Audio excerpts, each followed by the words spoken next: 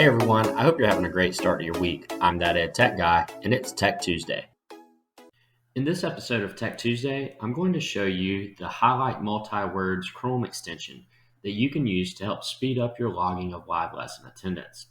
If you recall last year, I featured a multi-highlight extension, which as many of you have found, is no longer available on the Chrome store.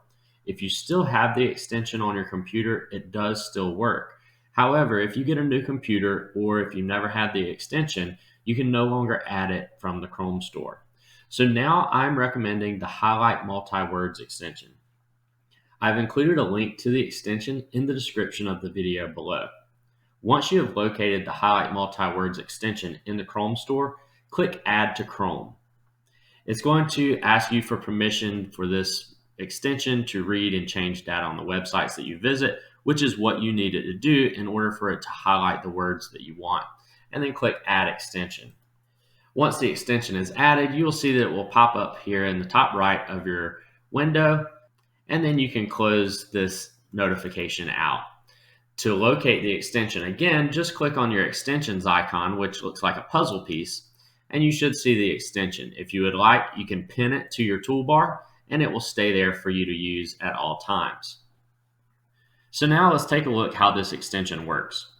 So I'm going to open up my spreadsheet that has my live lesson attendance, and I'm going to copy the names, and then I'm going to go to my roster, and I'm going to open up the multi-highlight extension, and then I'm going to paste the names from my live lesson roster into this dialog box at the top.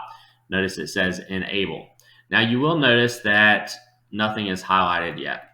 With this particular extension, a lot of times you have to refresh the page in order for it to highlight.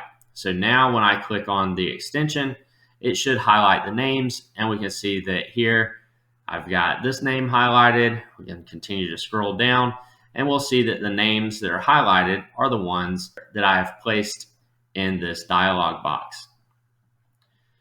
Now, one thing to remember, since you're going to have students that have similar last names or the same last name but different first names, when you're in your log, you will want to make sure that both names are highlighted.